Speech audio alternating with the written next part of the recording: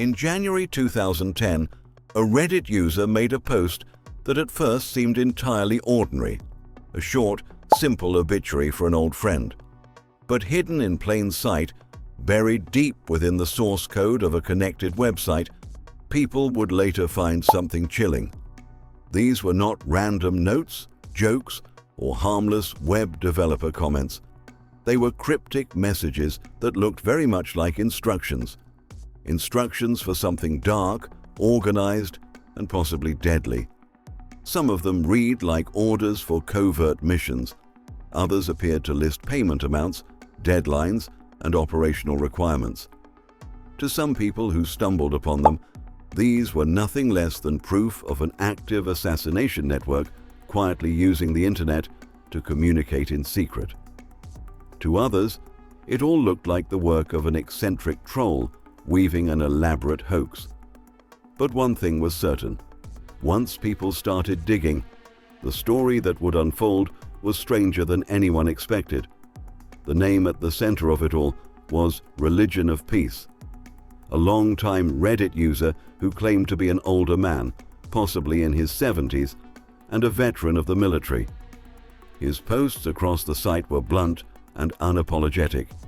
He had a sharp tongue, often offensive, sometimes laced with crude humor, and yet every now and then he would say things that didn't seem like ordinary internet banter.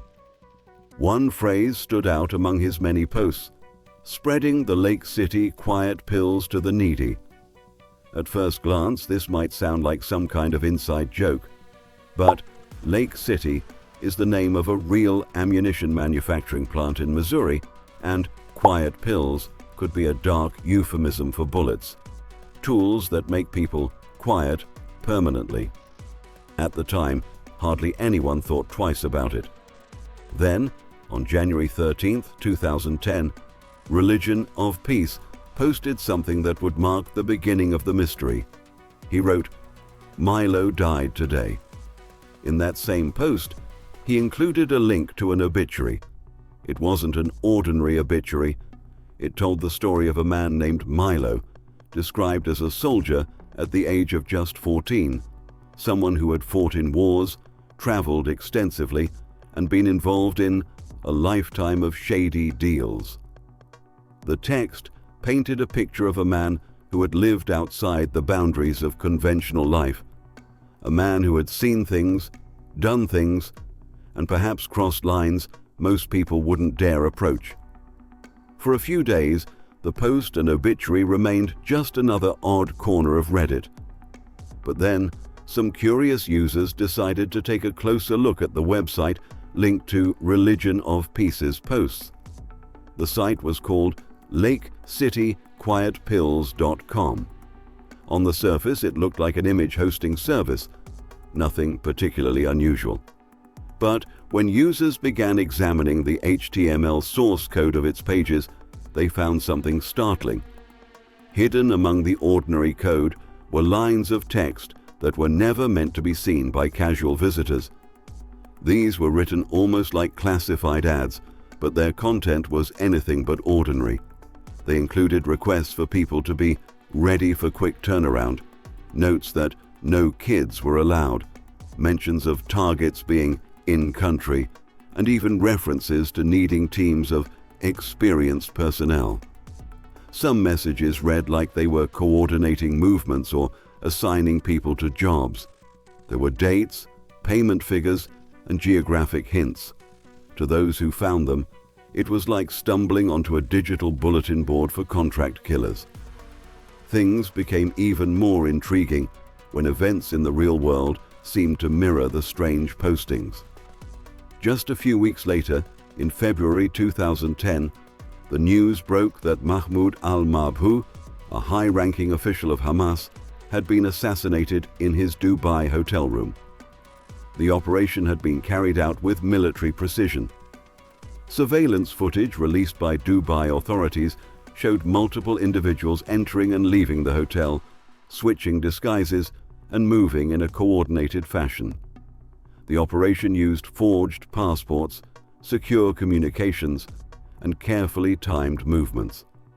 It was the work of professionals, possibly intelligence operatives, possibly mercenaries. And here's where the internet's theories began to spiral.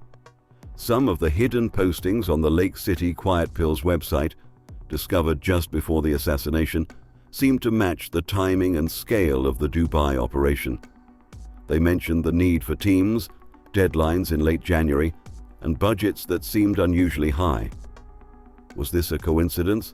Or had internet sleuths stumbled onto a hub for hiring and managing contract assassins, one that had just played a part in a high-profile killing? Not everyone was convinced.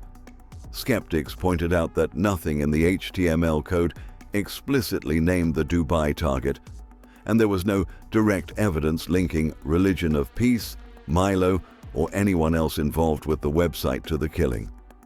They argued it was possible, perhaps even likely, that this was all an elaborate role play conducted by people with military backgrounds or just an interest in crafting a realistic underground scenario. But those who believed the darker theory pointed out how specific some of the postings were and how well they lined up with known events. And there were other oddities. Some digging into Religion of Peace's history revealed old forum posts on sites that predated Reddit, suggesting that Milo had been a real person and that the network behind Lake City Quiet Pills could have been operating quietly for years. There were hints about smuggling, weapons deals, and work overseas. Whether these were truthful accounts or creative fiction was impossible to say. Over time, the mystery deepened, but the trail began to fade.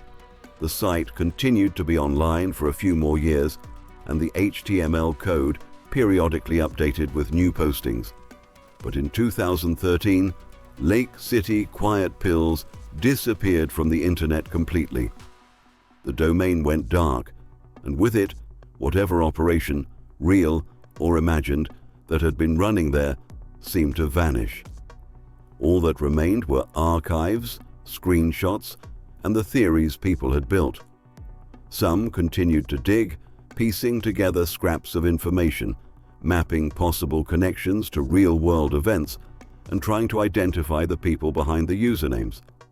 Others moved on, dismissing it as an elaborate hoax that had simply run its course. Today, more than a decade later, the truth remains unknown. Was Lake City Quiet Pills the online face of a covert mercenary network using the anonymity of the internet to communicate in code? Was it an art project, a form of interactive fiction, or a massive trolling operation that fooled thousands of people?